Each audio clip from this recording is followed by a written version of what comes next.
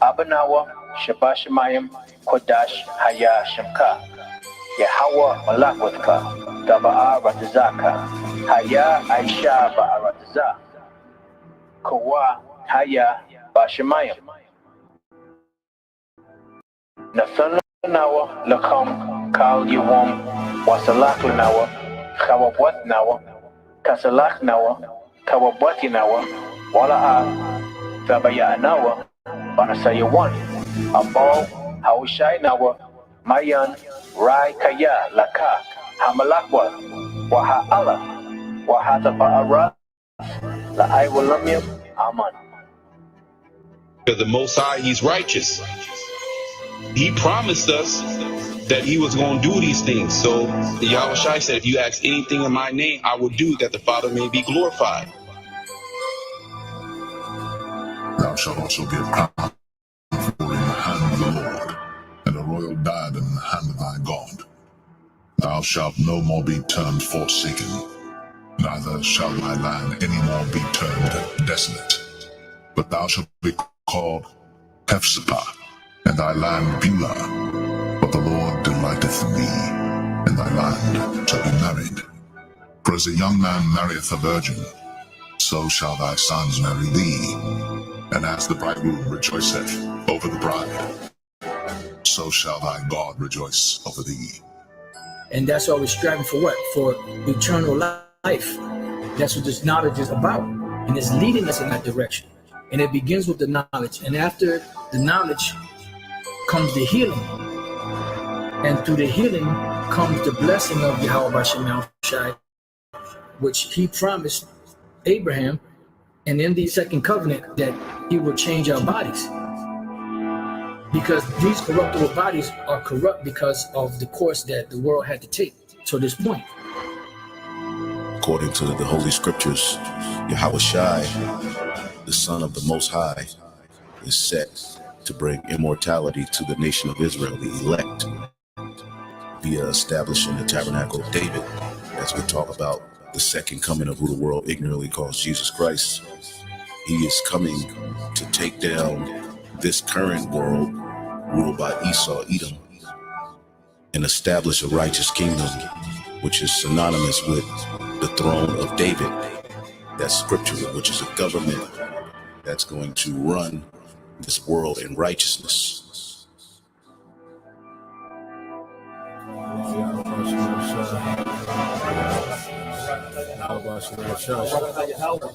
Barakatah Yahweh Shah, Barakatah Yahweh, Barakatah Yahweh, Barakatah Yahweh Shah.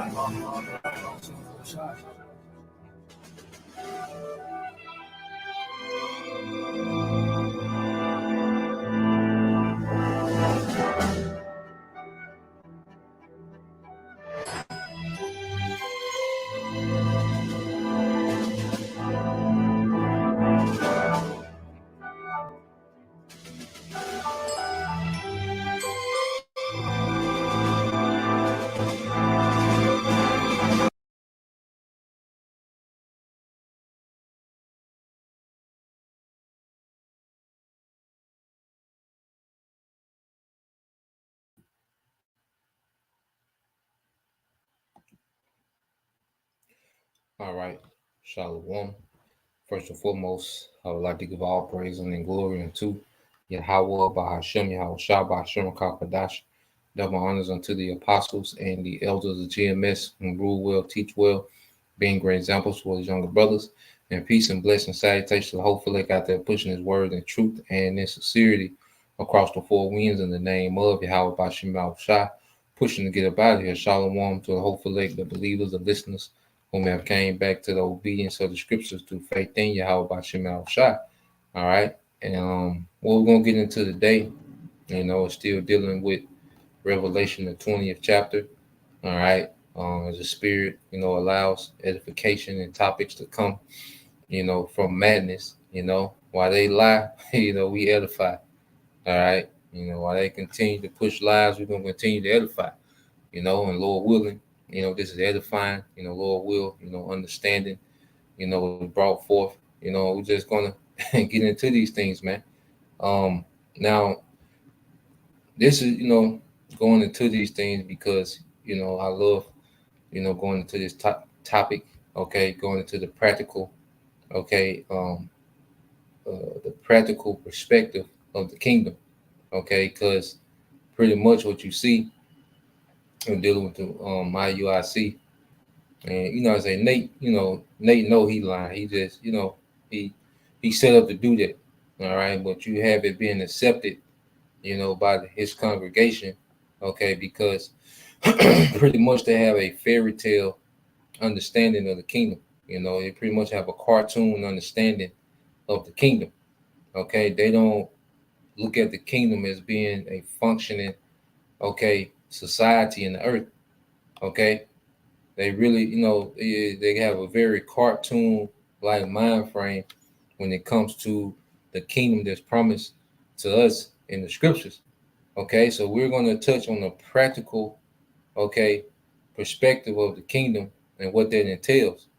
All right, and if we have a practical understanding through the spirit, okay, and not saying that this is going to be, putting the kingdom in the box and this is how, things are going to be exactly, okay, but just laying the foundation of how kingdoms are ran and how the kingdom, during the time of King David and King Solomon, how things was ran and how the Lord is going to reestablish that in the earth, but on another level, okay, which we will have to wait to see, okay, but just to put us in that direction of understanding, all right, the affairs, all right, of a kingdom, okay.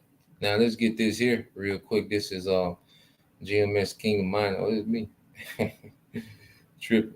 All right, this is Jeremiah 3:15. It says, and I will give you pastors according to my own heart, which shall feed you with knowledge and understanding. All right, in these latter times, the Lord has set that up. All right, as you see our apostles and elders, all right, which they've learned from their elders, truth, okay, and sincerity, man. Okay, the spirit is dealing.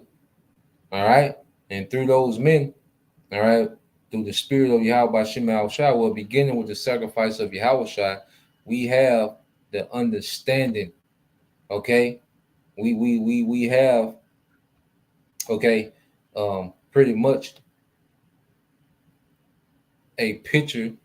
We pretty much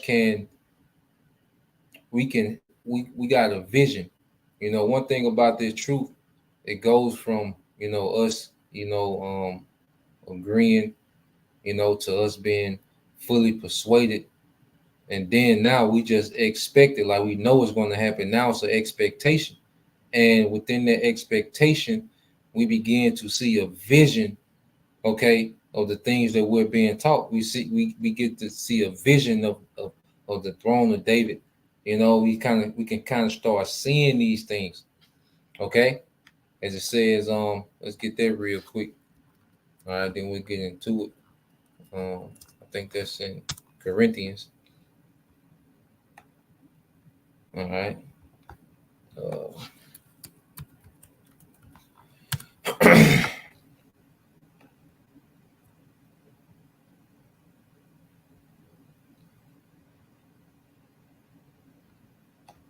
All right, so let's go here.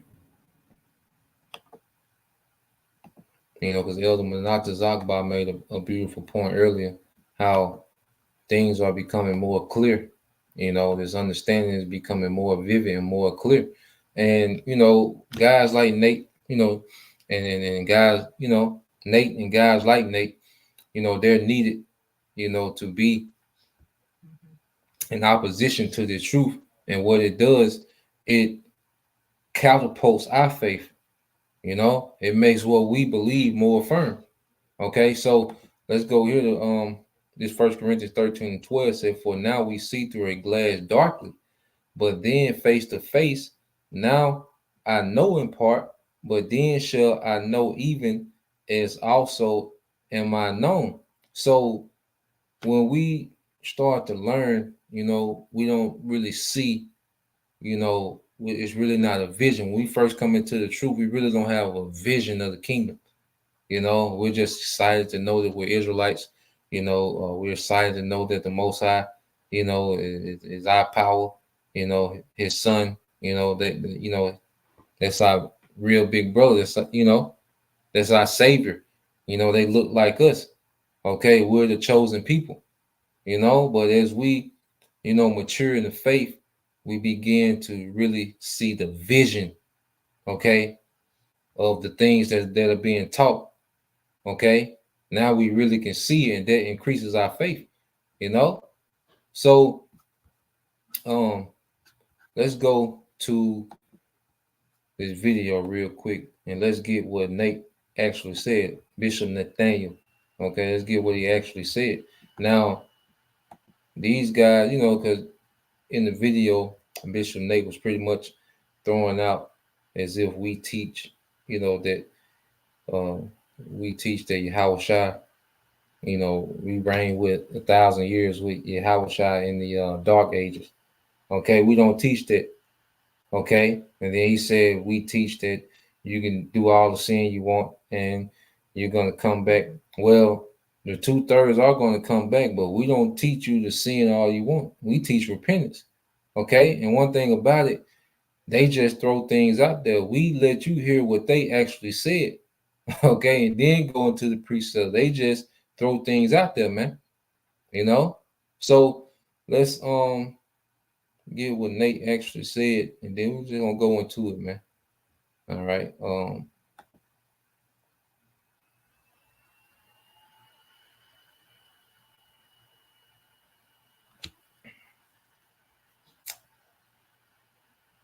Come on, man.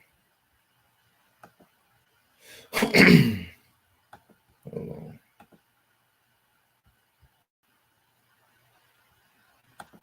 It should be already queued up. That ain't it. All right. So I'm gonna just let this play real quick. Then all right, you're gonna get into the lesson.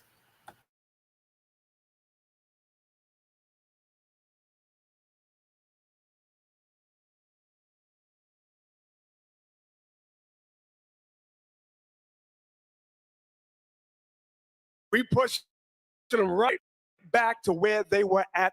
Like when you read in, hey, you know what I want right now while they're looking for the map? Job 30. We want verse, I think 1 through 5. I'm not looking at it. And Job 30 is explaining the dark ages. But then guess what? It's going to happen again. Come on. Job chapter 30, verse 1. But now they that are younger than I. That are younger than I mean, they're not the heirs of God. They're not his firstborn. We're God's firstborn. So that's what it means, they that are younger than I. Go ahead. Talk about the white man. Go ahead. They that are younger than I have me in derision. Read. Whose fathers I would have disdained to have set with the dogs of my flock. Come on. Yea, whereto might the strength of their hands profit me, in whom old age was perished. For want and famine they were solitary. For want and famine they were solitary on the earth. Go ahead. Fleeing into the wilderness. They fled into the wilderness. In former times. You can put it on the map. In former times. In former times. Desolate and waste. Desolate and waste. Hey, put the mountains of Caucasus Mountains up.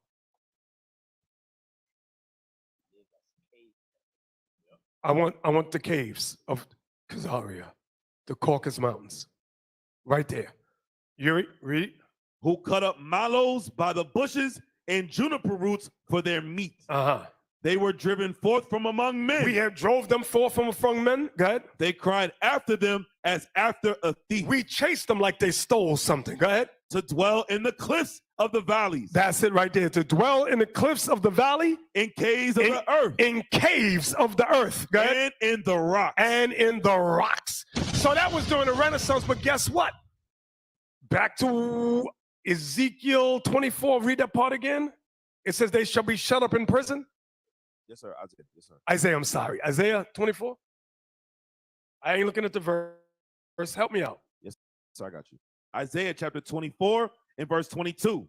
And they shall be gathered together as prisoners are gathered in the pit, and shall be shut up in the prison, and after many days shall they be visited. They're going right back to that same prison. You remnant of Edomites, y'all cannot go past the Caucasus Mountains. Y'all stay right there. But then guess what? The Lord's going to tell us, release them. Let them go out. And their job, Gog and Magog, they're going to gather together an assembly of nations. They're going to be building weapons again. So now back to Ezekiel 38.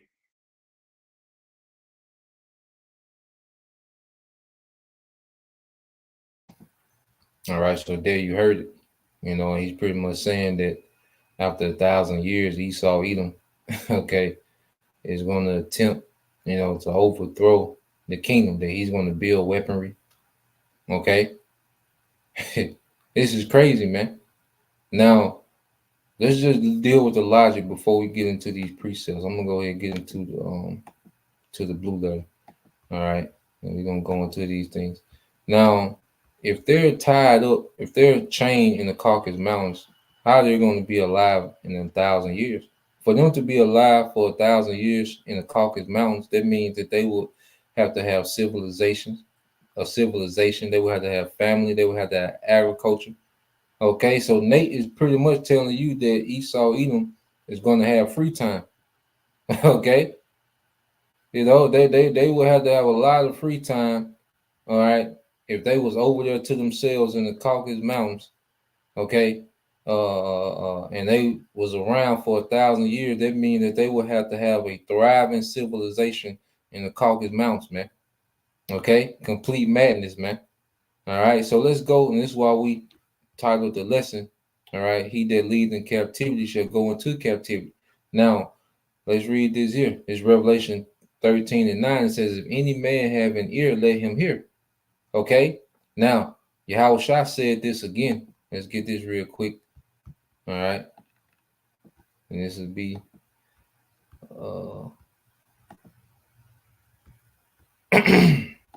let's get this again, man. He that have ears to hear, let him hear. And it's only for the elect to hear these things and understand these things. Okay. Now, he said that again. I just want to link it. This is Matthew 13:9.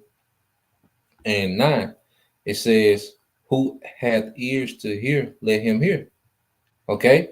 So Yahushua is saying this after, you know, he goes into the parable, all right, of the sower. Okay. Now, when his disciples heard this, they asked him, verse 10, it said, the disciples came and said unto them, why speakest thou unto them in parables? He answered and said unto them, because it is given unto them, all right, because it is given unto you to know the mysteries of the kingdom of heaven, but unto them it is not given. And see, we're starting to see the them. We know, you know, our people in the world, you know, they're part of that them that is not given to. But even those that are awakened to the Israelites, it's not given them to understand the mysteries of a kingdom. What is a kingdom? All right, it's a king's domain. Okay, so you have to understand the practical parts of a king's domain to really understand the mysteries of the kingdom. Okay, what Nate is talking about is a cartoon. You're just gonna chain people, all right, to mountains, all right, in some mountains. And 1,000 years later, somehow they're gonna have weapons. Okay, they're gonna have a strategy. Okay, somehow they're just gonna survive those 1,000 years and just come out with weapons and try. All right, here we're gonna be guys in the earth. Okay, but out of the rocks of Caucasus Mountains, he's gonna conjure up some weapons and a strategy. Okay, to rebel, and we're not gonna know until he make it to Jerusalem at the gates. You know, like, come on, man, it's a cartoon. Okay, we're gonna deal with the practical, okay, matters of a kingdom, man. Okay, so let's go back to but only for those who have an ear. Okay, so let's go back to Revelation 13 and 10. All right, Revelation 13 and 10, it says, he that leadeth into captivity shall go into captivity. He that killeth with the sword must be killed with the sword. Here's the patience and the faith of the saints. This is what we're waiting on, man, for Esau to finally be removed out of captivity, man. I mean, to be removed out of rulership and put into captivity. Okay? That means he's going to work. This is our faith. This is what we've been waiting on, man. Okay? This is the last time this man will ever have any authority in the earth. This is it. Okay? So let's go to this word captivity, man. This is what we be waiting on, but Nate is telling you that nah, he's gonna come again. You know, come on, man. This is what this is what our faith is based on. This man finally being removed from power, man, put in chains and eventually exterminated, man. Okay, and that's gonna be a whole nother lesson by itself, man. All right, so let's get this word captivity. All right, in the Greek. Strong's G 161. Achmalosia. Achmalosia. All right, so you get this word in Greek. I think it was a root. Did I go to the root word?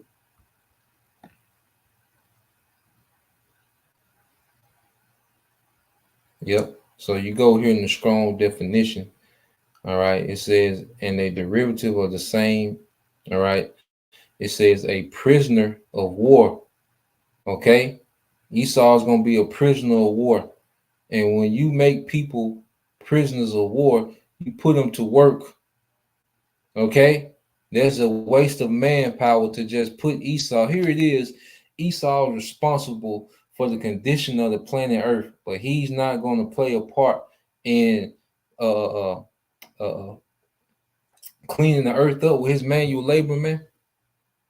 Okay, it's a prisoner of war. Okay, Esau will be a prisoner of war. Okay, so let's go back into it.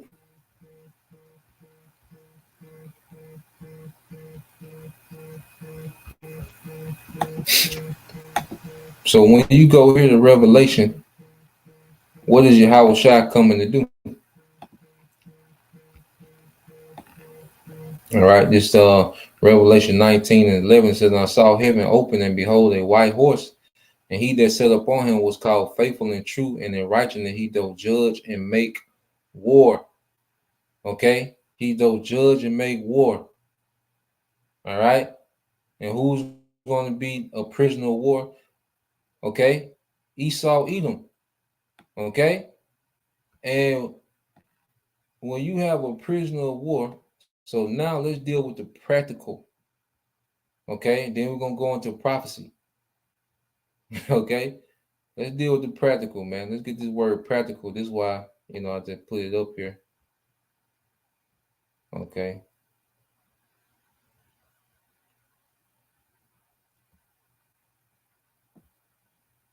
So you get this word practical. All right. It says adjective, concern. All right. It says of or concern with the actual doing or use of something rather than with theory and ideas. Okay. Concern with the actual doing or use of something rather than with theory and ideas. Okay.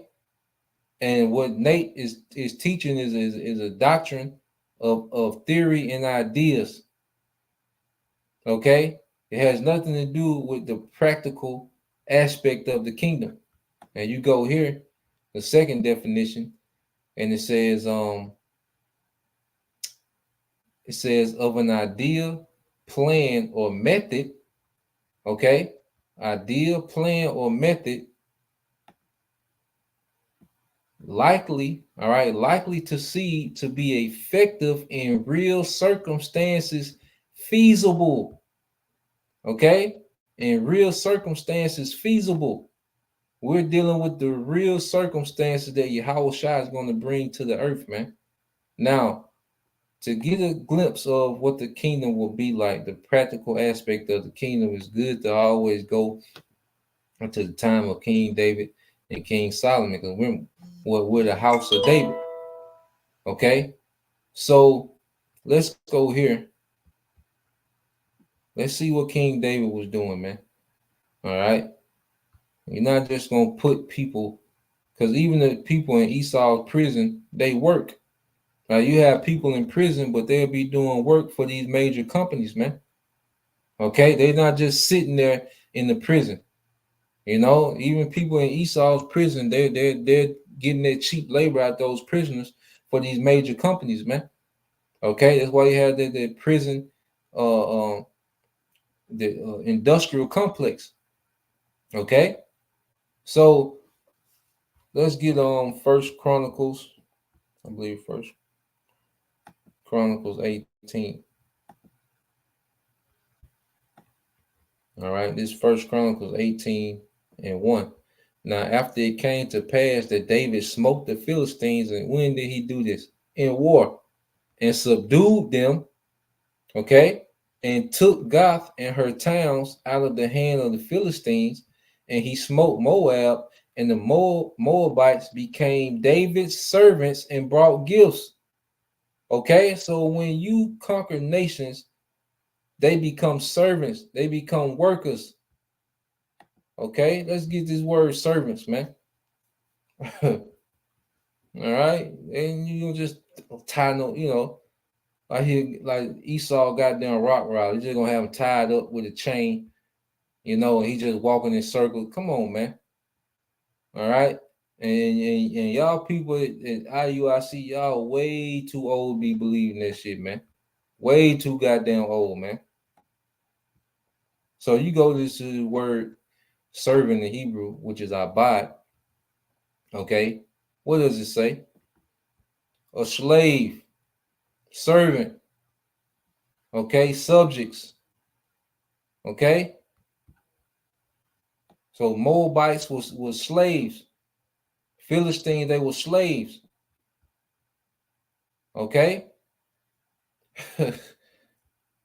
So as David was going to war with these nations, he was turning them into what? Slaves under the kingdom of Israel.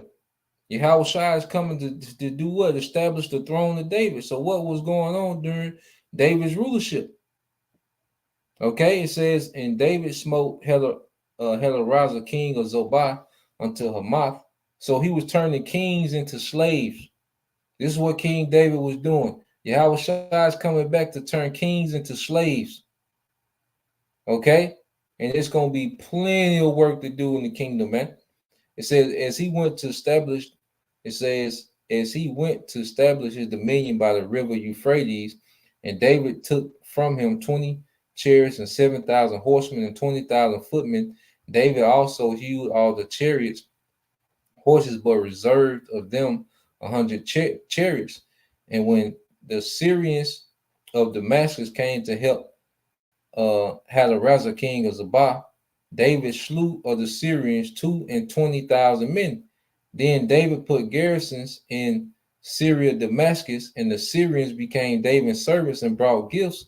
Thus the Lord preserved David. All right. You see this? You see the pattern? Then the Syrians became David's servants and brought gifts. And we're going to get into these things in prophecy, man. Thus the Lord preserved David whithersoever he went. Okay. So when you're a nation that's coming into power, that's coming, okay, into authority, and as you take down other nations, they become your servants. Okay, Esau Edom is going to be, Esau is going to work the most hours, all right, and he's going to have the most backbreaking, laborious jobs in the kingdom. Okay, the first shall be last, and the last shall be first. Okay, so now let's get this here. What was King Solomon doing? All right, let's get 1 Kings 5.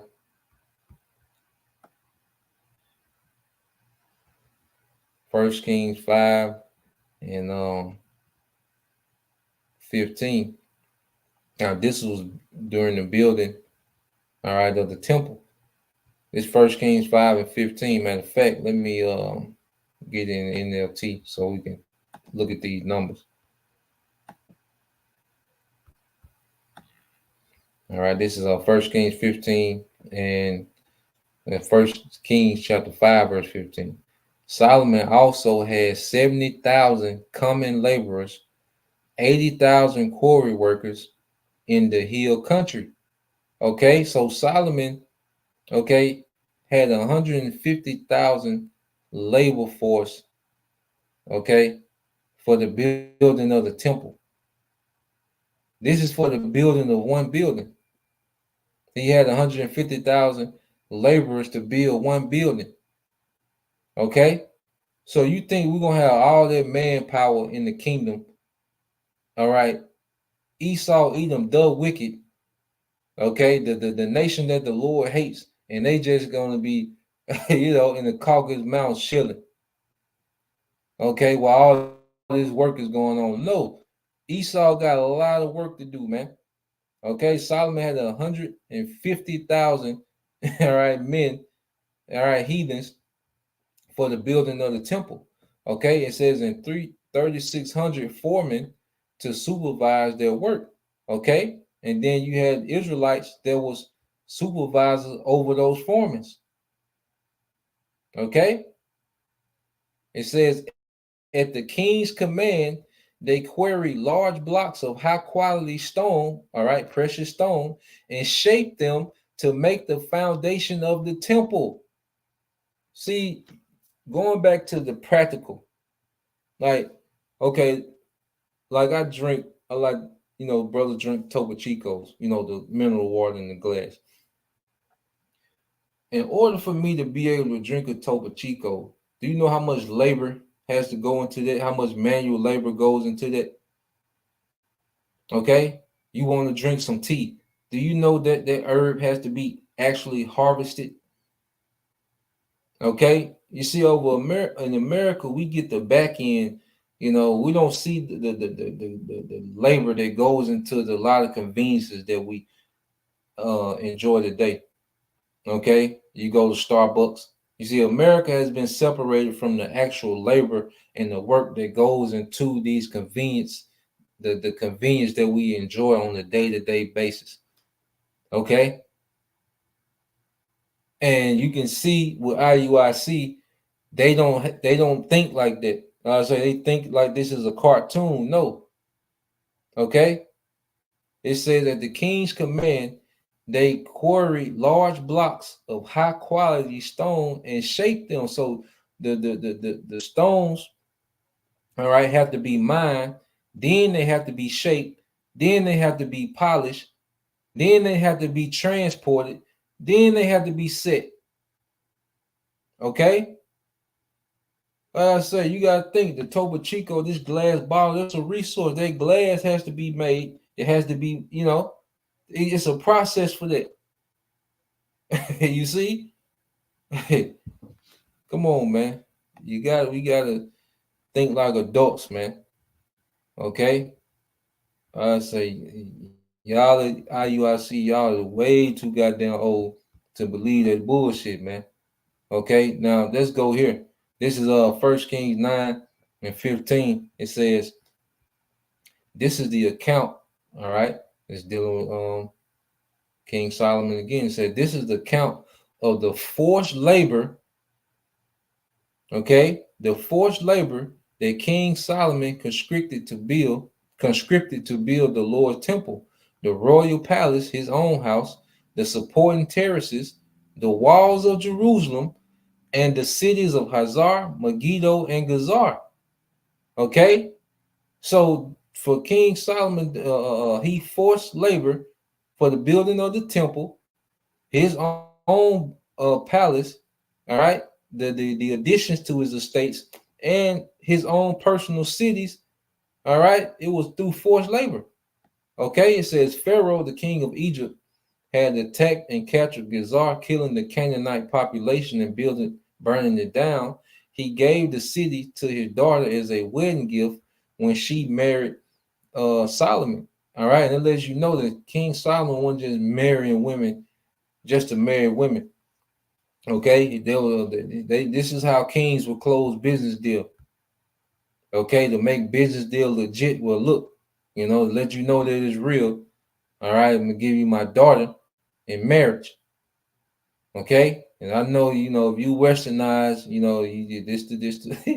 it's the point where you stop watching if you westernize. Okay, but that's how kings and men of high status dealt.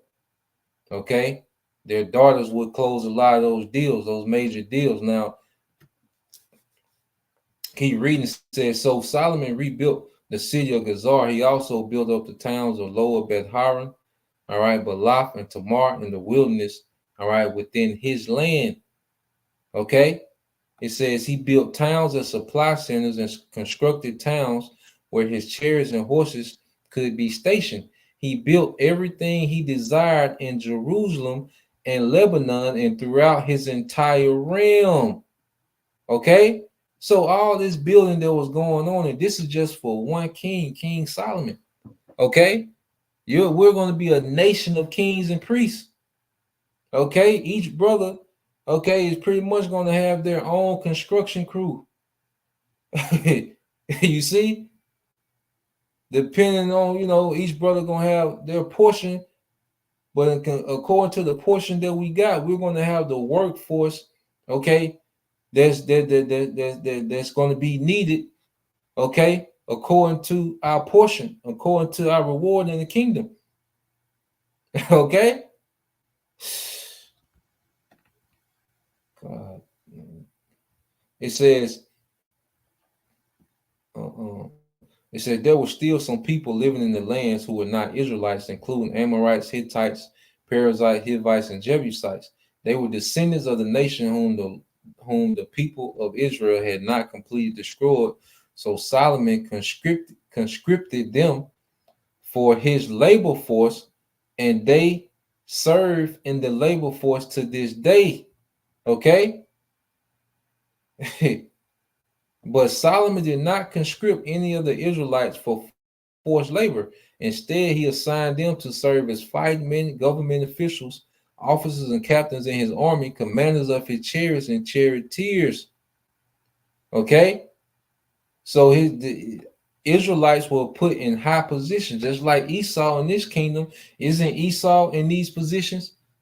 Okay, government officials, officers, and captains, and but the heathen are going to be in forced labor. Okay. And it says Solomon appointed 550 of them, which is Israelite, to supervise the people working on his various projects. So you have Jake just to go in and check on the work. Okay. Each brother is going to have their rank in the kingdom. Because you got to think you got 144,000. Then there's that great multitude that can't be numbered. The rest of the 1/3, brothers going to have positions, man. Brothers going to be set up. Okay.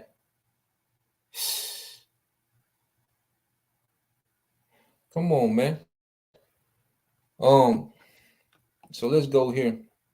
Let's go to the promise. All right, because part of their promise was these nations would be in captivity, man. You go to the blessing. Okay, this is let me go back to the KJV. The kingdom gonna be oh man. The kingdom is gonna be so far beyond anything we can imagine. All right, but we're just getting into the idea, just to be in the mindset of how the practical, okay, aspect of kingdoms and how they run. Okay, and it's gonna be on a whole nother level than what's being explained. All right, you women, you like, because it was, as a woman, you was a woman of status back in the day, you might have had 4 or 5 handmaids, man. In the kingdom, a woman, one of your wives might have 200-300 handmaids, man. Okay, the women gonna have their hair back, man. You're gonna take 3-4 women, 3-4-5 women just to do, the Israelite woman hair, man. Everybody gonna go to work, man. And another thing, the Edomite woman gonna be in the fields, in the mines, and in the fields with that nigga, man. Okay, and here it is. We picked all this cotton. You think this man not gonna pick no cotton? Because those are the main things that we're gonna be wearing is cotton, linen, and silk. Because we're gonna go back to wearing one fabric at a time. Okay, so you're gonna have your cotton, you're gonna have your cotton, robes and garments. You're gonna have your silk. You're gonna have your linen. Okay, the cotton. Who you think gonna pick the cotton? Who we ain't gotta spin the bottle on that. We down. I know you brothers and sisters in the South, man. You be driving by them cotton fields, man. You can't even see the end of them, man. Jay used to work that manually, man. You think Esau not gonna come on, man? From can't see to can't see. Okay. This Genesis 27-28 said, therefore the Most High. All right, now this is the blessing of Jacob. Therefore, the Most High give thee the dew of heaven and the fatness of the earth and plenty of corn and wine. Let people serve thee. Now the fatness of heaven is, all right, the dew of heaven, okay, is the earth. All right, and the fatness of the earth is where we're going to dwell, which is in the most plush parts, but the whole earth is going to be our possession. And plenty of corn and wine, which is resources, because the earth is going to give forth its strength. All right, and the earth is going to have to be worked. Okay, it said, let people serve thee and nations bow down to thee, be Lord over thy brethren, and let thy mother's son bow down to thee. Cursed be everyone that curses thee, and blessed be he that blesseth thee. So let's go back to this word serve. This is in the promise. Okay. So as we get this word serve,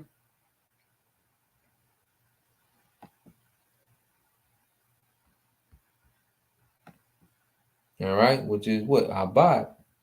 All right. It says to work, to serve, to labor, to work, to do work.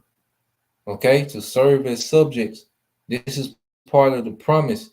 These nations are going to serve. Esau is going to serve in these other nations. And Esau is going to do the majority of the work. Just as we do majority of the hands and feet work of this kingdom, you think Esau is not going to do the majority of the hand and feet work? Him and, all right, Karen.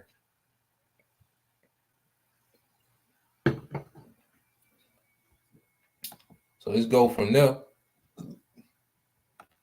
When you go to Psalms, okay, let's get this in Psalms.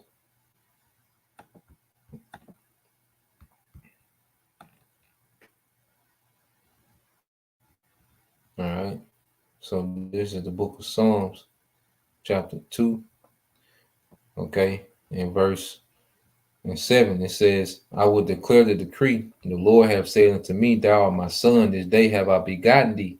Ask of me, and I shall give thee the heathen for thine inheritance, and the uttermost parts of the earth for thy possession. Okay, so the heathens are part of our inheritance, these nations. We're going to inherit the nations, all right, for what, man? For labor. Okay? Because if we own the earth, all right, we have to have laborers. Okay? It says, thou shalt break them with a rod of iron, and this is going to that 1,000-year period. These nations have to be broken. You got to look at it. The 1,000-year period, and see, Jake tried to separate the 1,000-year period from eternity. All right? The 1,000-year period is just the beginning of our eternal kingdom. You got to look at it. In the Esau's kingdom now, things gradually got like this. The wickedness that's normalized in Esau's kingdom. There's certain things that was done that's done now that he couldn't even do 10 years ago. Okay, there was things being done 10 years ago that he couldn't do 30 years ago. Things gradually got to this point. So things are going to gradually get back to their righteous standing. It's going to be with a lot of work and that rod of iron, man. All right, if there's any bucking, man. Okay, any thought of any type of disagreement, all right, is going to be met with a rod of iron, man. Okay, it's going to be some skull cracking, man. All right. It said, "Thou shalt break them with a rod of iron. Thou shalt dash them in pieces like a potter's vessel." Okay. So let's go here. Let's get this in Daniel 7 and 13. And this was given. So pretty much. Let's go Daniel 7 and 13. It says, "And I saw in the night visions, and behold, one like the Son of Man, which is Yahweh Shai, came with the clouds of heaven, the chariots, and came to the Ancient of Days, and they brought him near before him. And there was given him dominion and glory and a kingdom, that all people, nations, and languages should serve him. His dominion is an everlasting dominion which shall not pass away." Okay, this is an everlasting dominion, not 1,000-year dominion, and a kingdom that which shall not be destroyed. Okay, but Nathaniel, Bishop Nathaniel is telling you that there's going to be an attack or an attempt of an attack on the kingdom, man. Tripping. So let's get this word served. It's going to the same thing that was promised unto Jacob. Okay, we're seeing that the Most High is given to Yahweh Shai.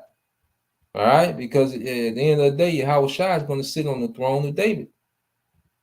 Okay, because King David and King Solomon, they got a prelude of the kingdom. All right, but it was temporal. This time it's going to be eternal under Yahweh Shai. Okay, yep. So you get this word. All right, serve with it pala. Okay, it says to serve, to worship. All right, to pay reverence. Okay, to pay reverence to serve. Okay, all nations, all right, are going to have an extremely high reverence for Yahweh Shai. Okay, you mean to tell me that Esau is going to convince the nations to go back to this bullshit? The only reason that these nations comply with Esau because that nigga got their sword, man, and they know this nigga crazy. Okay, he own all the trade, in order for your nation to draw revenue, you have to deal with this man. Okay, the nations don't like Esau like that, man. Okay, he was given, this time to deceive them. This time, all right, he would loose this little season, but that never happened again, man. Okay, these nations are going to see righteousness, man. Okay, let's go here.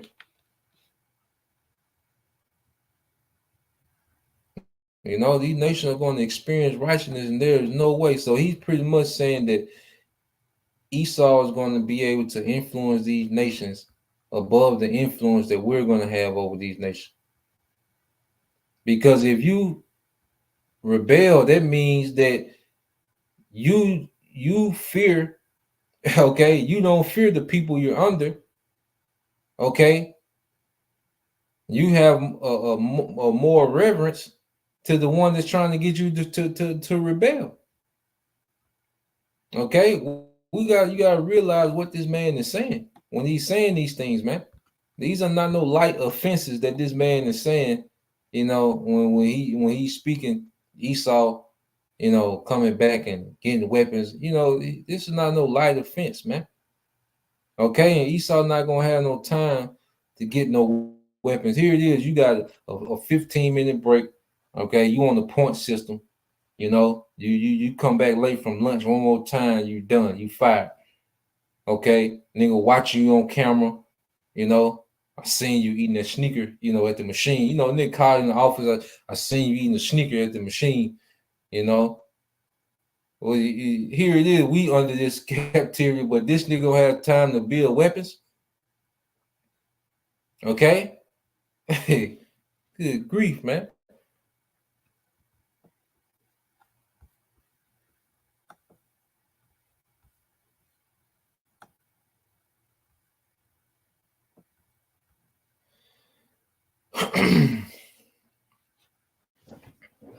So let's go from there. All right. Now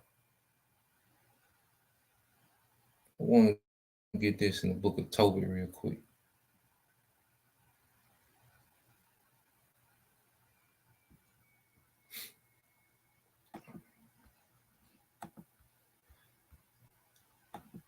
So you go to the book of Tobit, chapter 13.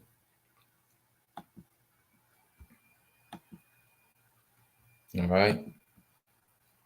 Because, all this building that's going to be needed, the bodies, bodies going to be buried.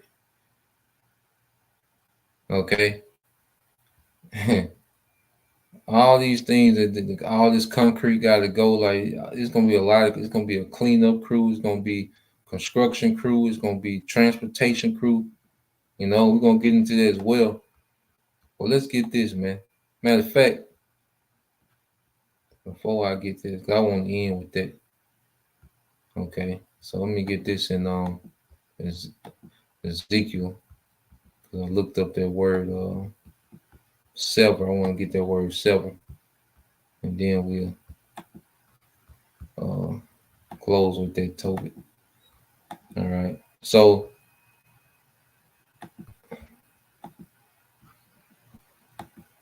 let's get Ezekiel 30. All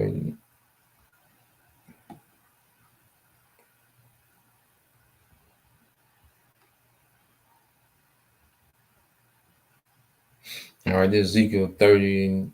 I started 11. It shall come to pass in the day that I will give unto Gog a place there of graves in Israel, the valley of passengers of the east of the sea, and it shall stop the noses of the passengers, and there shall they bury Gog and his multitude, and they shall call it the valley of humming God. All right, and this is post-World War, okay, because there's going to be a lot of troops dead, okay, on all sides, okay. Like World War III is going to put, this is going to be the death of a lot of inhabitants of the earth, man. Okay. It says, in 7 months shall the house of Israel be burying of them, that they may cleanse the land. Yeah, because these Russians, you gotta understand, they think they next. No, they finna go to work too. Everybody finna go to work, man. What the hell this guy talking about? These folks finna go to work. Okay. It says, in 7 months shall the house of Israel be burying them, which is not going to be us. Okay. And we're going to go into why, it says Israel going to be burying them, but it's not going to be us, man. Remember, nation shall serve thee, that they may cleanse the land. Yeah, all the people of the land shall bury them, and it shall be to them a renown, the day that I shall be glorified, said the Lord power. Okay, and what do you think these nations are going to be thinking as they burying these bodies? They're doing this, this laborious work, because that shovel, see, that's some work, burying the grave. Shh. You go dig a 2-foot hole. You go dig a 2-foot hole in your backyard right now. Okay, you gonna have to call in. All right, you gonna be through. So bury. That's gonna be some work. Okay. And it's just phase 1. All right. And it says, and they shall silver out men of continual employment, passing through the lands to bury the passengers, those that remain upon the face of the earth, to cleanse it. And after the end, the 7 months, all right, shall they search. Now, I want to get this word. All right, because those bodies got to be buried, and it's going to be fertilizer, man. Their bodies decomposing and break down. It's going to get strength back to the soil, man. The Lord got this thing mapped out. Okay? So you go here. Let's get this word sever out. All right? In the Hebrew, all right, it's badal. Okay, so to sever out means to divide, to separate, okay, to make distinction, to divide into parts. Yeah, so we're going to be, this people, all right, these heathens going to be burying the body, these people are going to be marking the bodies to be buried, these heathens are going to be in the mines, these heathens, are going to be the builders, okay, these heathens are, it's going to be the this is what we're going to be doing in the kingdom, man, severing out. I mean, this is what we're going to be actually doing, putting work systems in place, man. Okay, putting labor forces, putting, deciding, okay, how many need to be doing this, how many need to be doing that, where they need to go, where they need to go. Okay, this is y'all handle this phase of the work. This y'all handle this phase. Okay, that's what the kingdom is going to consist of, man. Okay, us ruling over these heathens, man. All right, gonna be several continued employment. Ain't gonna be no unemployment rate in the kingdom, man. Okay, ain't gonna be nobody in the kingdom talking about they trying to figure it out, what to do with their life. Nah, this gonna be playing when you come out the womb. All right, you're coming out to a job. Okay, and when you develop enough muscles, okay, to do something, you going to work. Okay, ain't gonna be I'm trying to get my master. No, we got your masters. All right, we got all that figured out. Okay, you don't have to do no thinking with that. Planning your future. No, we're gonna have that planned out. Okay. Um. Yeah. So let's go here to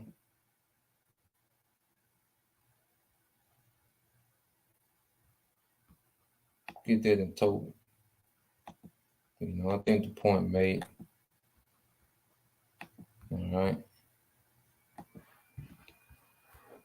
So this is the book of Tobit, chapter 13. And we'll start at 10.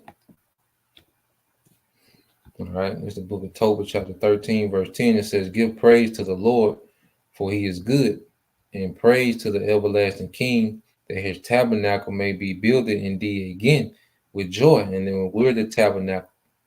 Okay, and we're being built, by this word. And let him make joyful, and let him make joyful there in thee those that are captives, and love, all right, in thee forever those that are miserable. And right now we're those miserable captives, man. All right, well, we're going to be loose, man. All right, this war is going to free us, man. That's why we don't put this war off like Christians, man. Okay, we welcome it. It said, "Many nations shall come from far to the name of the Lord, all right, with gifts in their hands, even gifts to the King of heaven." All right, just as what was going on with King David and King Solomon. "All generations shall praise thee with great joy. Cursed are all they which hate thee, and blessed shall all be which love thee forever." What did not told to Jacob? Okay, so this is the fulfillment of this blessing. "Rejoice and be glad for the children of the just, for they shall be gathered together and shall bless the Lord of the just." All right, and that's the deliverance. We're being gathered by this word, but then we're going to be gathered and taken back to our land.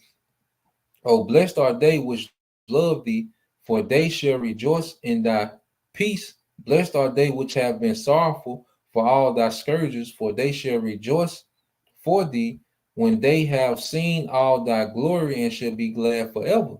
Let my soul bless the great King, for Jerusalem shall be built." Okay, it's going to be built. Who's going to do that? Okay, you think Esau not going to play a major part in in this work?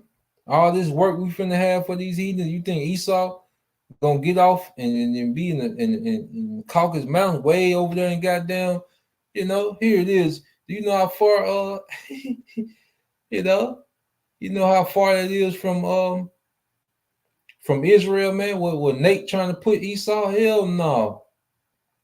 Okay, this man got plenty of work to do. And it says, For Jerusalem shall be built with sapphires and emeralds and precious stones, thy walls and towers and battlements with pure gold, and the streets of Jerusalem shall be paved. Paved. Somebody got to pave. That's work.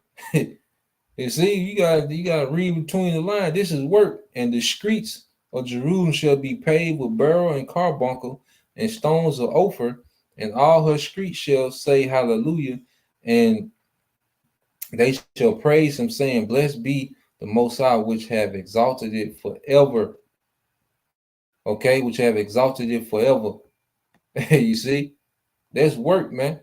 And I got to get this too. You know, I meant to get it early. All right. But the gospel, according to Nathaniel, will tell you otherwise, man. Oh, boy.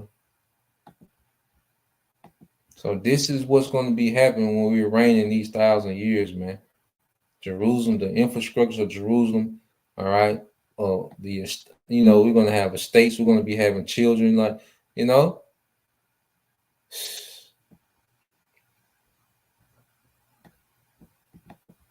So we're going to be establishing that righteous order, man. You know, the 1,000 years is the beginning of eternity, man. Okay?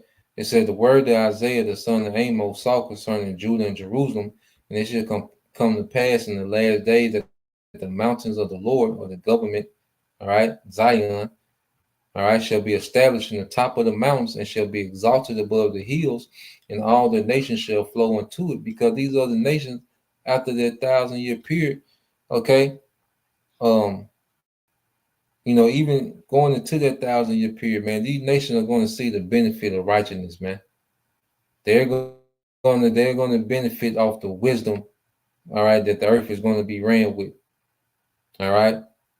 It's going to far outdo an iPhone and Starbucks, man. Okay.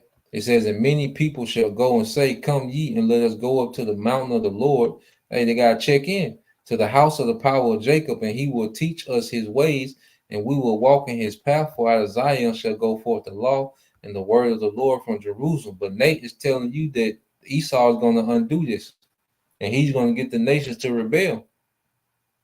Okay. It says, and he shall judge among the nations and shall rebuke many people, and they shall beat their swords into plowshares and their spears into pruning hooks. Nation shall not lift up sword against nation, neither shall they learn war anymore. Okay? So the scripture tell you they shall not learn war anymore, but Bishop Nate is telling you that the Esau is going to war against Israel in the kingdom and get other nations to follow him.